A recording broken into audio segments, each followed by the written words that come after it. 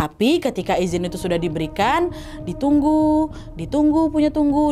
lagi, KRI Nanggala tidak memberikan respon apa-apa. Hai, wassalamualaikum warahmatullahi wabarakatuh. Terima kasih sudah klik video ini. Oke, wah, gimana kabar kalian hari ini? Semoga sehat, bahagia, dan melimpah berkah selalu ya, amin ya rabbal alamin. Anyway, wah, ada satu quotes nih yang aku yakin kalian pasti pernah dengar. Kurang lebih kayak gini. Katanya, level paling tinggi dari mencintai seseorang adalah ketika kita bisa dengan ikhlas melepaskannya, kan? Pasti ada banyak penafsiran kali yang berbeda tentang quotes tadi. Tapi buat aku, melepaskan di sini artinya adalah menyadari bahwa apa yang kita punya sebenarnya bukan sepenuhnya milik kita. Itu hanyalah titipan Tuhan.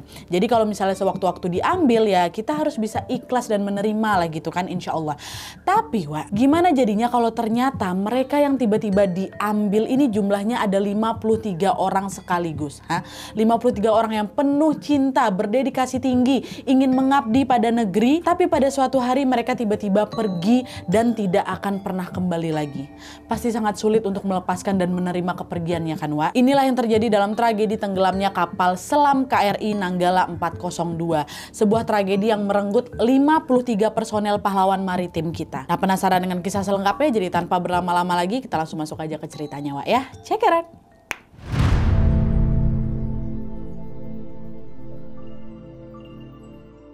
Berbicara tentang kapal selam tentu tidak bisa dilepaskan dari perannya dalam menjaga wilayah kelautan Republik Indonesia kan, Wak. Jadi sebelum aku bercerita tentang profil kapal selam KRI Nanggala 402 dan juga peristiwa naas yang menimpanya, terlebih dahulu aku akan bercerita nih ke kalian tentang sedikit sejarah dari kapal selam di Indonesia dan juga perannya dalam menjaga wilayah laut kita ini, Wak, ya.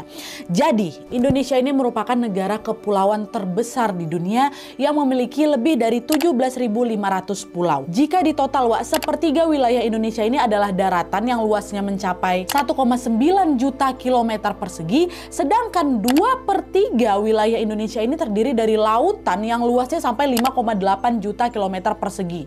Dari data ini aja kita bisa langsung tahu kan kalau Indonesia ini punya lautan yang sangat-sangat luas sekali ya kan. Bahkan jauh lebih luas dari daratannya. Dengan lautan seluas itu, Wak, maka tidak heran jika Indonesia ini terkenal dengan kekayaan sumber daya alam seperti ikan, terumbu karang, minyak, gas bumi, dan juga wisata bahari yang sangat-sangat indah. Dan selain wilayah lautannya yang luas, Wak, letak geografis Indonesia ini juga berada di posisi yang sangat strategis.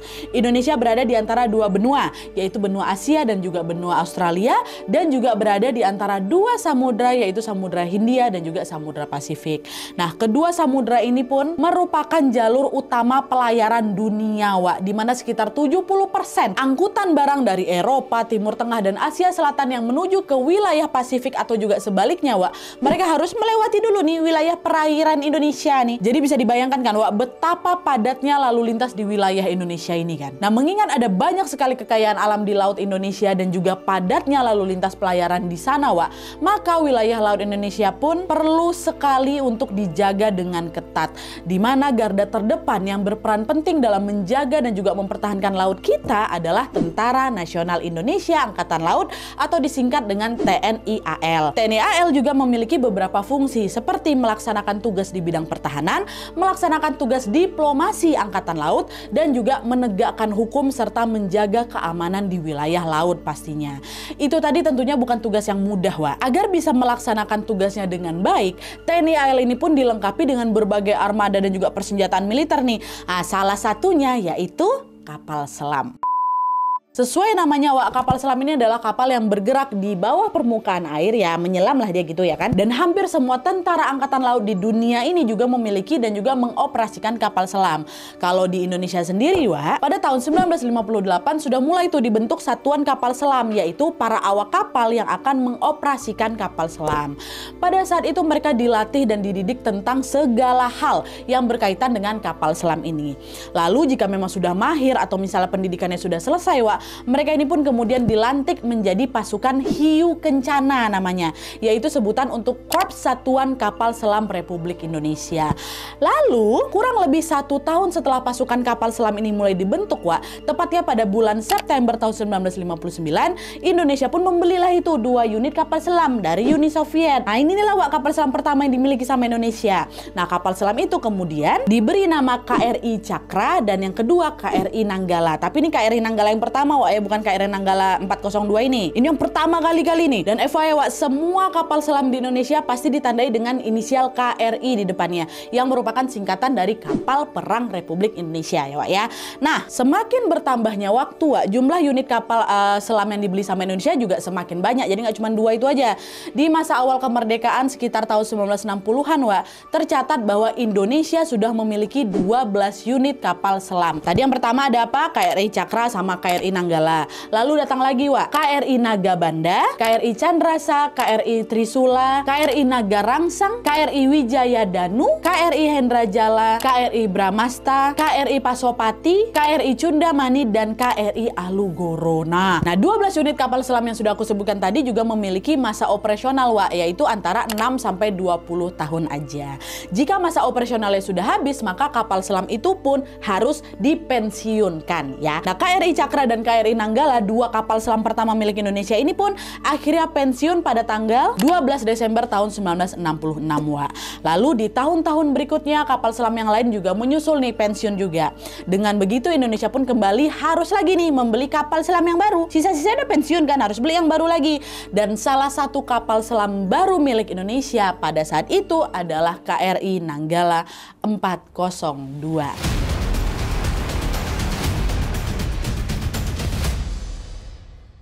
KRI Nanggala 402 ini sering sekali disebut juga sebagai KRI Nanggala 2 Wak. Kenapa? Karena kan sebelumnya Indonesia juga pernah punya tuh kapal selam yang diberi nama Nanggala juga kan. Jadi kapal selam pertama ini yang dibeli di Uni Soviet itu dikasih nama KRI Nanggala 1, dan yang sekarang ini namanya KRI Nanggala 2. Nah, terus nomor 402 tuh maksudnya apa Nadia? Nah, jadi Wak, sebenarnya itu tuh adalah nomor lambung atau nomor kode kapalnya itu Wak. Sistem penomoran ini juga disesuaikan dengan satuan tempat kapal itu bernaung. Jadi misalnya angka 4 itu adalah nomor yang diberikan untuk satuan kapal selam atau satsel. Nah, itulah kenapa KRI Nanggala 2 ini diberi nomor lambungnya 402 berawalan angka 4, karena memang KRI Nanggala ini berada di bawah naungan satuan kapal selam gitu ya. Nah, sedikit tambahan informasi juga Wak, biasanya nama kapal-kapal perang yang berada di bawah naungan satuan kapal selam ini diambil juga dari nama senjata tokoh perwayangan katanya Wak. Begitu pula dengan KRI Nanggala 402, di mana kata Nanggala itu adalah nama dari senjata milik Prabu Baladewa. Dalam kisah pewayangan Wak, Nanggala ini digambarkan sebagai tombak berukuran pendek tapi dia runcing, dan senjata ini memiliki kekuatan yang sangat besar sekali hingga dia ini mampu membelah gunung dan melelehkan besi, kata dia kayak gitu. Nah, itulah tadi ya informasi tentang asal usul nama dan juga penomoran kapal KRI Nanggala 402 ini. Nah, sekarang kita lanjut lagi masuk ke sejarahnya Wak. Nah, jadi Wak, KRI Nanggala 402 ini dipesan oleh pemerintah Indonesia pada tanggal 2 April tahun 1977. Tapi pada saat itu pemerintah ini bukan memesannya ke Uni Soviet macam KRI Nanggala 1 kemarin tuh Wak, enggak.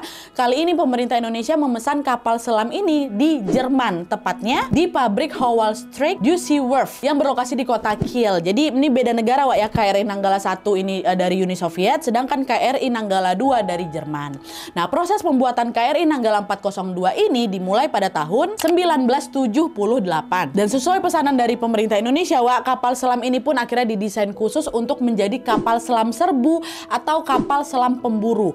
Panjangnya sekitar 59,5 meter dan lebarnya 6,3 meter. Dengan ukuran segitu Wak, kapal selam ini dapat diawaki oleh 34 orang katanya.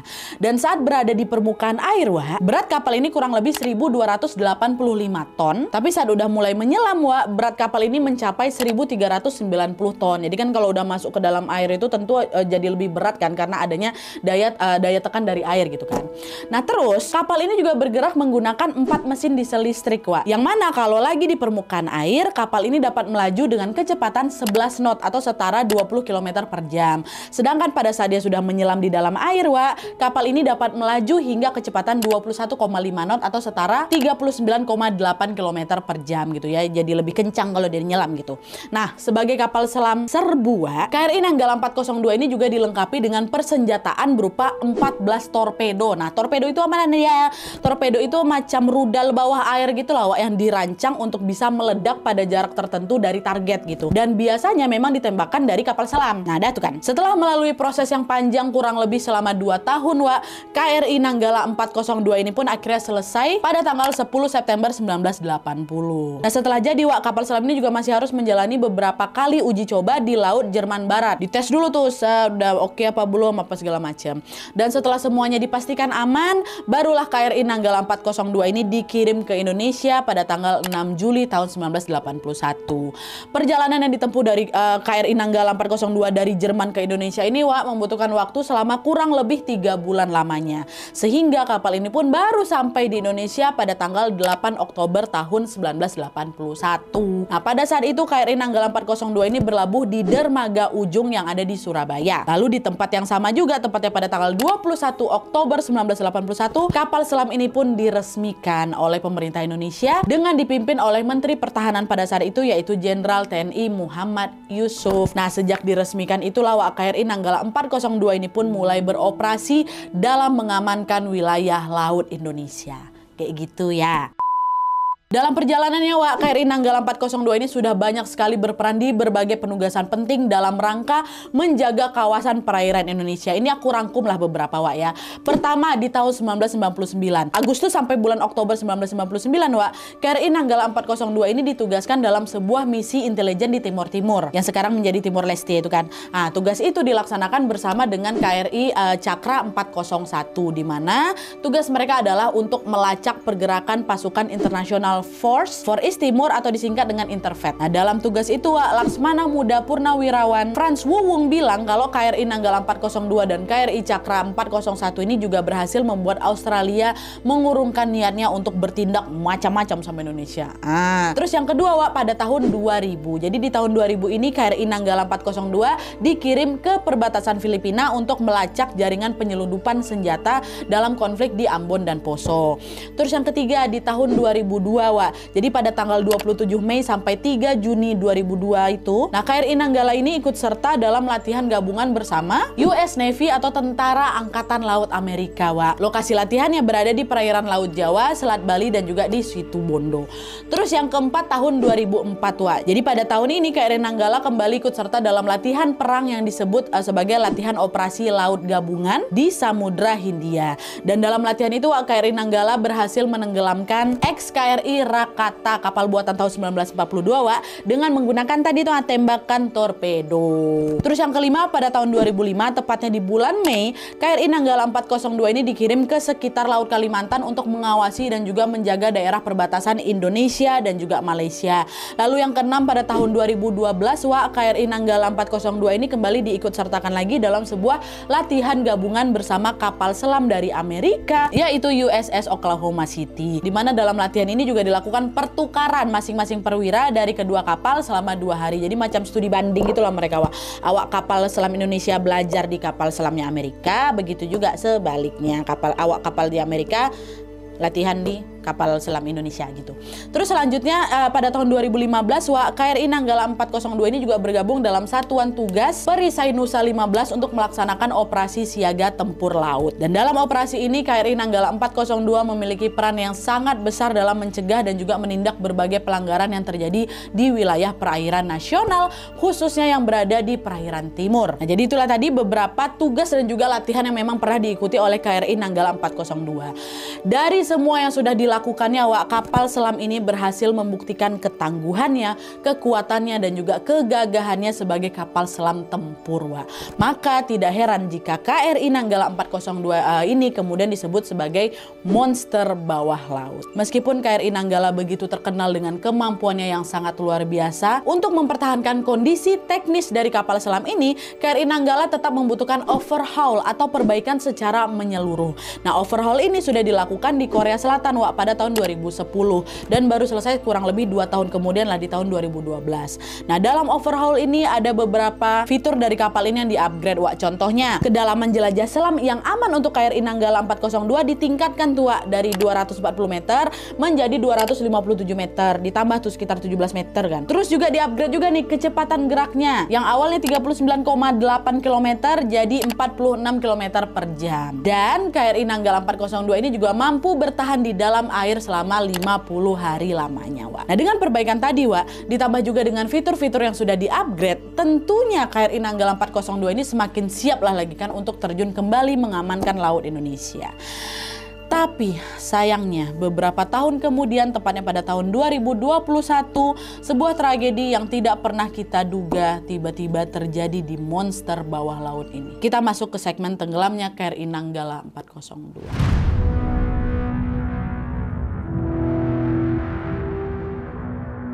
Nah, jadi ceritanya, Wak, pada tanggal 21 April tahun 2021, TNI Angkatan Laut Komando Armada 2 atau Koarmada 2 dijadwalkan untuk mengikuti latihan penembakan senjata strategis nih bersama dengan KRI Nanggala 402 di perairan Laut Utara Bali. Nah, latihan ini juga diikuti oleh 53 awak dan dipimpin oleh Letkol Laut Heri Octavian, yaitu komandan kapal selam KRI Nanggala 402 ini.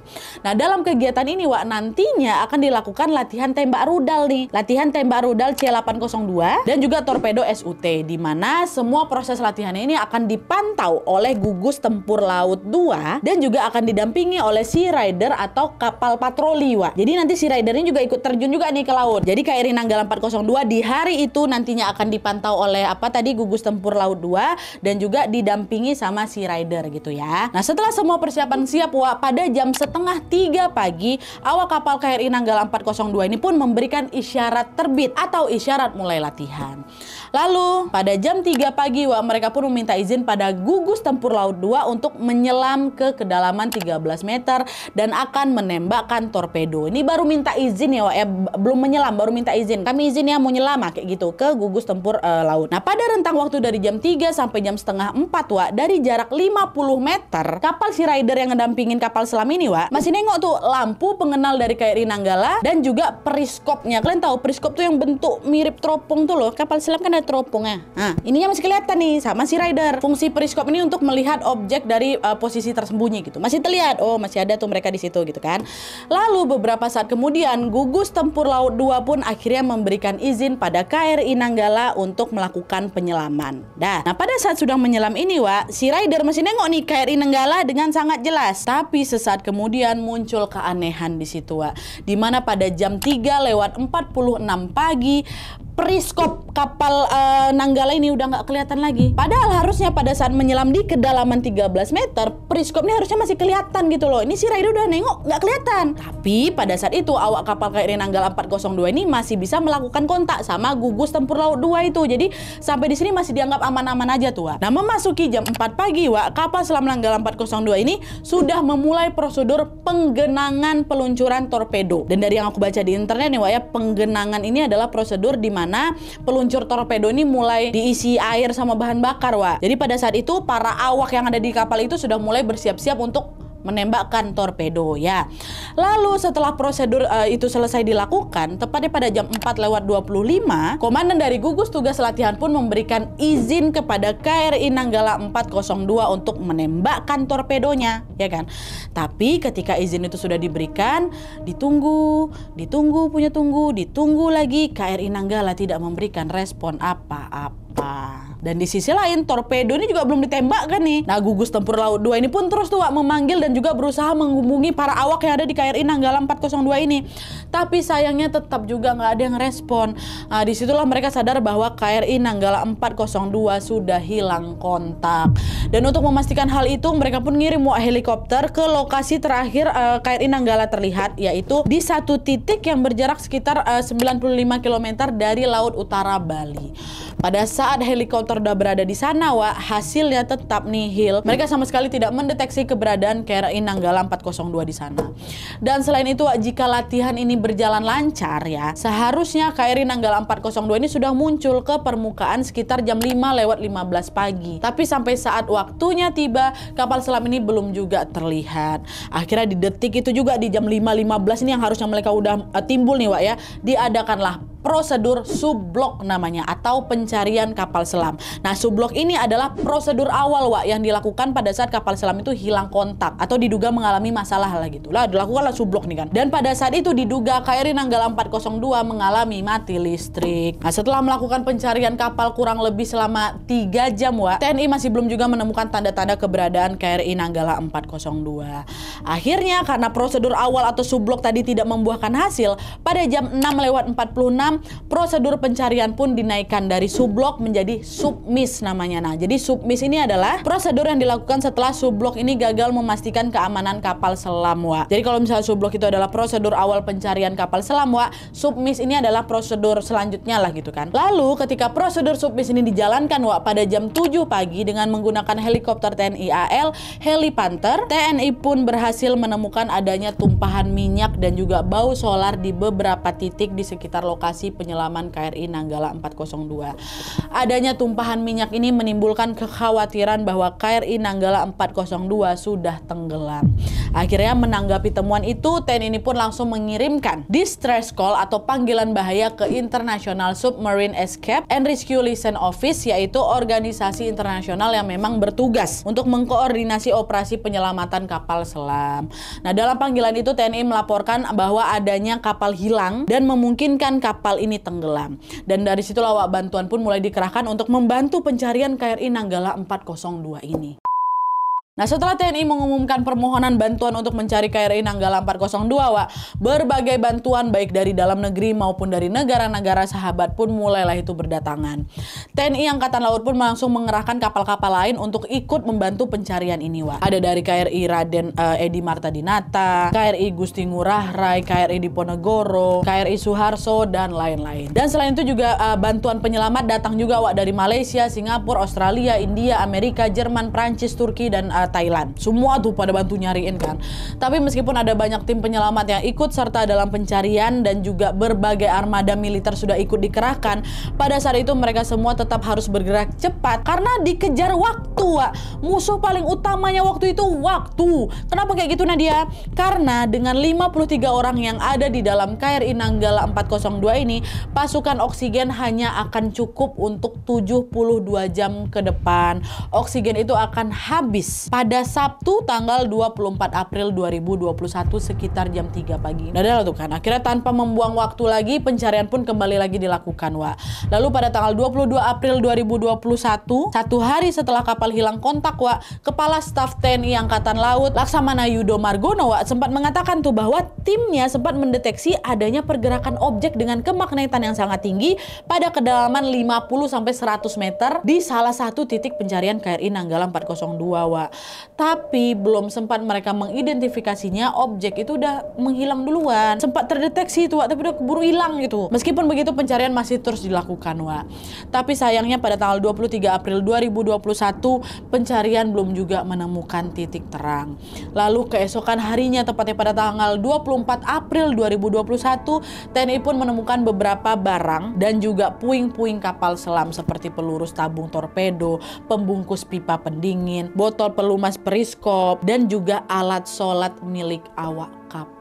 Nah, penemuan barang-barang itulah yang menjadi bukti otentik bahwa KRI Nanggala 402 sudah tenggelam. Akhirnya pada hari itu juga, yaitu tanggal 24 April 2021 jam 3 sore, secara resmi TNI mengatakan bahwa status kapal selam KRI Nanggala 402 adalah subsang atau tenggelam. Jadi statusnya naik, Wak, dari subblok ke submiss dan sekarang udah subsang gitu loh. Tenggelam KRI Nanggala 402.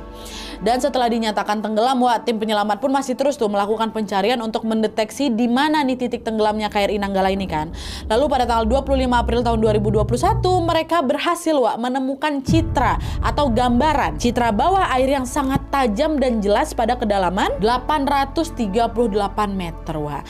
Nah, dari citra bawah air itulah TNI pun akhirnya menemukan apa yang selama ini mereka cari, yaitu kapal selam KRI Nanggala 402. Tapi sayangnya pada saat itu KRI Nanggala 402 ditemukan dalam keadaan sudah terbelah menjadi 3 bagian, rusak kapal selamnya ini, Wak. Dan selain itu juga melalui citra bawah air ini, Wak, TNI juga melihat ada beberapa objek dari kapal macam jangkar, terus ada kemudi vertikal belakang, bagian luar badan kanan, kemudi selam timbul, dan juga baju keselamatan awak kapal ada di situ semua.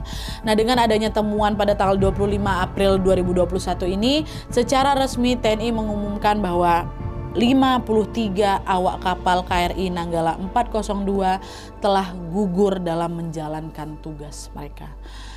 Aduh, merinding aku.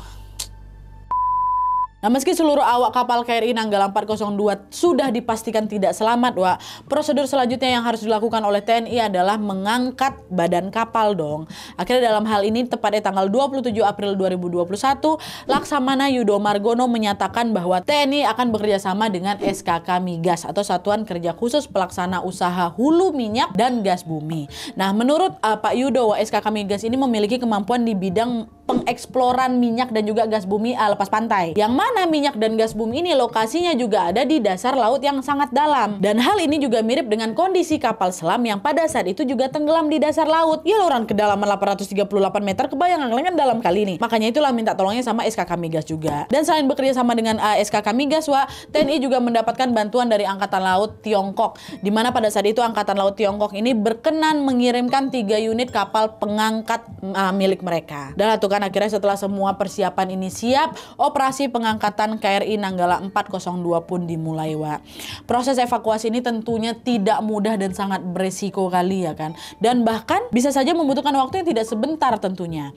Nah, pada saat itu fokus utama dari tim evakuasi adalah untuk mengangkat bagian badan tekan atau pressure hull. Kenapa itu dulu diutamakan? Karena, Wak, mereka semua percaya bahwa di bagian itulah ke-53 jasad awak kapal berada. Tapi sayangnya setelah berhari-hari operasi ini dilakukan, mereka belum juga menemukan di mana letak badan tekan kapal ini berada. Yang ada, Wak, mereka malah menemukan ada kawah misterius di sekitar lokasi tenggelamnya kapal. Kawah itu berdiameter kurang lebih 38 meter, tuh gede kali kan, dan memiliki kedalaman kurang lebih 10-15 meter. Nah, ada kemungkinan kalau bagian badan tekan kapal itu ya jatuhnya ke kawah itu. Tapi ini masih dugaan, Wak, ya belum bisa dikonfirmasi. Karena waktu dicek kawah itu gelap kali. Dan setelah beberapa minggu melakukan operasi pengangkatan ini, Wak, kondisi alam di sana ternyata tidak memungkinkan untuk operasi ini dilanjutkan. Sangat berbahaya kali kondisinya. Dan pada saat itu yang bisa diangkat ke permukaannya cuma beberapa puing-puing aja, Wak. Sedangkan bagian badan tekan kapal dan juga jasad 53 awak kapal tidak berhasil diangkat. Akhirnya karena memang situasi yang tidak memungkinkan, secara resmi operasi pengangkatan KRI Nanggala 402 pun dihentikan. Pihak keluarga dari seluruh awak kapal yang gugur dalam insiden ini sempat diajak tuh menuju ke titik di mana KRI Nanggala terakhir kali terlihat. Ya Allah, gimana lah perasaan mereka tuh. Maksudnya mereka dibawa ke sana tuh harapannya dengan begitu pihak keluarga ini bisa mengerti bahwa kondisi alam inilah yang memang tidak memungkinkan untuk mereka meneruskan proses evakuasi kayak gitu. Tentunya hal itu membuat pihak keluarga sangat-sangat sedih. Tapi dengan hati yang besar mereka pun mencoba tabah, mereka mencoba ikhlas bahwa saat ini 53 awak kapal KRI Nanggala 402 sudah gugur sebagai pahlawan maritim Indonesia, dan kapal selam KRI Nanggala 402 sedang dalam eternal patrol atau berpatroli di dalam keabadian. Sedih, ya Allah.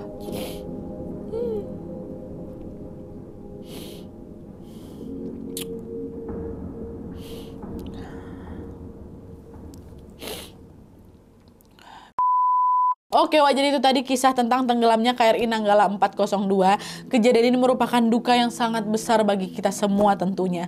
Terlebih bagi pihak keluarga yang ditinggalkan. Sedih kali, Wak, kalau misalnya nyimak kisah dari para pihak keluarga nih. Ada yang anaknya masih kecil, ada yang istrinya lagi hamil, ada yang baru nikah beberapa bulan. Ya Allah. Semoga keluarga yang ditinggalkan mendapatkan limpahan ketabahan seluas samudra, dan semoga 53 awak kapal yang gugur dalam tugas ini juga mendapatkan tempat terbaik di sisi Allah Subhanahu wa taala. Amin ya rabbal alamin. Jangan lupa kirimin Al-Fatihah buat mereka semua, Wak, ya. Dan apabila ada beberapa info yang belum aku sampaikan atau misalnya ada informasi yang keliru di sini, boleh kalian perbaiki dan juga tambahin aja di kolom komentar di bawah. Oke, Wak, jadi sekian dulu videonya. Terima kasih banyak yang sudah menonton, terima kasih banyak yang sudah join membership, terima kasih banyak untuk super thanks-nya. Kalau kalian suka video ini, klik like-nya, jangan lupa komen di bawah untuk ide dan saran-saran untuk video selanjutnya. Jangan lupa nyalain notifikasinya supaya kalian tahu kalau aku upload video baru. And as always, jangan lupa untuk klik tombol subscribe supaya kalian sama-sama tahu informasi menarik dan menegangkan dari channel aku. See you next video, Wak. Bye.